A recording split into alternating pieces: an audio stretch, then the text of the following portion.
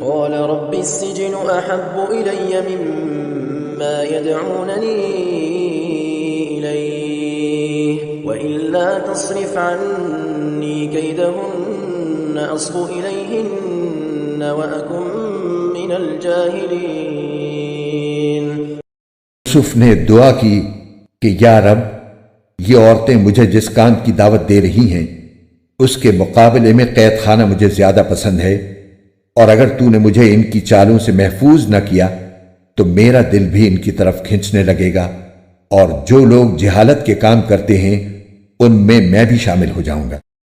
فاستجاب له ربه فصرف عنه كيدهن إنه هو السميع العليم. چنانچہ یوسف کے رب نے ان کی دعا قبول کی اور ان عورتوں کی چالوں سے انہیں محفوظ رکھا. بے شک وہی ہے جو ہر بات سننے والا، ہر چیز جاننے والا ہے.